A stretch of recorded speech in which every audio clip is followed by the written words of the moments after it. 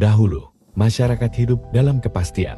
Aturan ditulis di atas tanah yang mereka pijak, di dalam adat yang mereka junjung, dan di dalam doa yang mereka lantunkan. Setiap langkah memiliki arah, setiap tindakan memiliki makna, dan setiap batas dijaga dengan kehormatan. Tapi dunia tak pernah berhenti berubah. Tradisi yang dulu menjadi kompas kini mulai tergerus oleh waktu.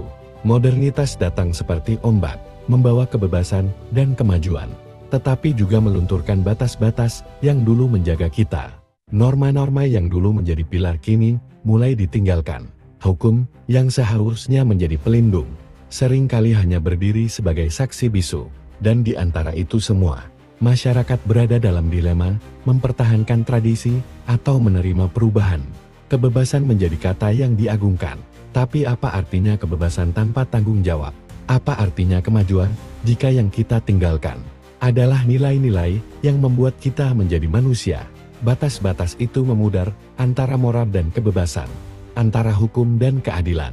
Dalam kekosongan ini, kita hanya bisa bertanya, siapa yang akan menjaga? Dan apa yang akan terjadi ketika semua batas itu hilang sepenuhnya? Ini adalah dunia kita sekarang. Sebuah dunia yang mencari arah, sebuah dunia tanpa batas yang jelas.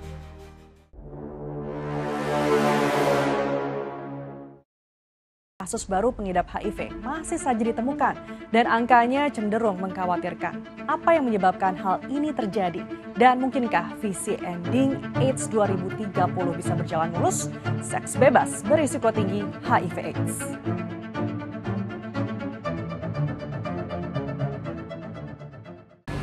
Awalnya saya terjerumus dalam seks bebas ini karena saya bermulai dari pacaran dengan seseorang.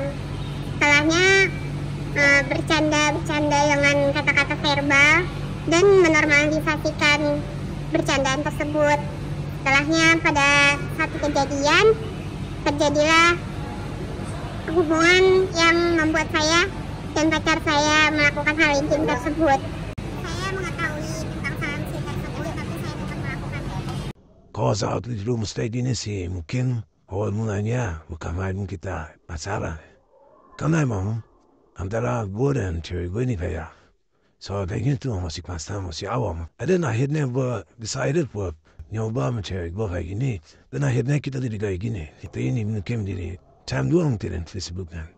Kalau saat itu tante maaf ini seperti yang kita lihat soal ada namun dari maaf zinahan juga ada dua komis ini seperti kejadian ini memang seperti yang kita akan bahas soal dia dominnya. Kalau saat dan pakai hari dek ini mungkin kayak boleh apa aku tuh pengen kayak gini pengen jadi ada hubungan kayak gini sama perempuan. Dari baik cewek gue dong kita ada kalau gue mati cewek nanti pokok pikiran jadi kayak gitu. Mungkin tidak kesehatan gue. Akhirnya ada pasal pecah. Gue dan pikiran gue jadi hubungan buat hal ini yang saya fokus ke yang lain ini.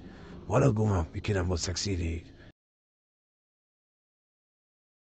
Kalau kita lihat dalam tubuhnya, ya, kalau kita lihat dalam pasal 411 dan 284 KUHP, itu ada hubungan keterkaitan dengan asusila atau perbuatan persetubuhan ataupun yang dikatakan dengan melanggar kesusilaan di muka umum atau 281 juga sama.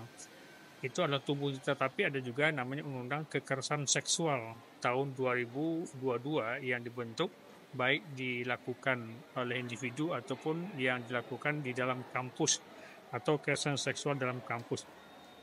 Tindakan-tindakan ini mengacu kepada banyaknya praktek yang dilakukan oleh mahasiswa sama mahasiswa atau dosen sama mahasiswa terhadap kekerasan seksual yang ada di dunia pendidikan, sehingga munculnya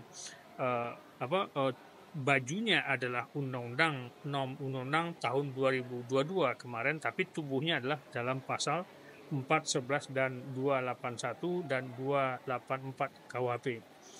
Mengacu kepada suatu hal yang lebih umum bahwa pelecehan seksual ataupun persetubuhan itu juga diadopsi dalam Undang-Undang Nomor 35 Tahun 2014 tentang Perlindungan Anak dan Wanita, sesuai dalam pasal 80, 81, 82 Junto 76 huruf C dan D. Ini adalah merupakan satu bentuk kekerasan seksual dalam masyarakat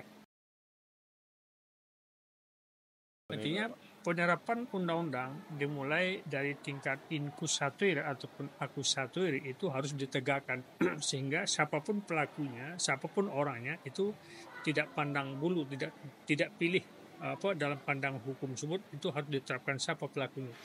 Kalau kita lihat dalam kasus pelecehan seksual yang ada di daerah Indonesia Timur kemarin, ada seorang anggota dewan yang dituduh ataupun terbukti melakukan pemerkosaan, tetapi karena dia anggota dewan itu tidak diproses. Nah, ini adalah sesuatu bentuk menjadi presiden buruk bagi penegakan hukum Indonesia kalau kedepannya adalah orang awam atau orang masyarakat kelas bawah melakukan kejahatan ataupun pelecehan ataupun pemerkosaan ini, itu cepat diproses. Tetapi kalau orang-orang yang mempunyai kepentingan atau mempunyai power di dalam masyarakat, apakah itu pejabat atau apakah itu pengusaha, itu dilindungi dan tidak dilaksanakan sesuai dalam aturan hukum yang berlaku. Sehingga ini perlu ada suatu perubahan dalam penegakan hukum, di mana penegak hukum itu harus serius terhadap pelanggaran hukum, khususnya ada terhadap pelecehan seksual ataupun persetubuhan. Tentu upaya-upaya yang dilakukan, yang perlu dilakukan menurut perspektif hukum pidana Islam ya, mempelajari ilmunya, lalu mengetahui konsekuensinya, mengetahui tentang sisi positif, sisi negatif. Tentu kalau judulnya aja pergaulan seks bebas, itu pasti sisi positif yang terjadi. Sama sekali tidak ada sisi negatif maksud saya. Jadi yang ada itu sisi negatif yang ada pada pergaulan bebas.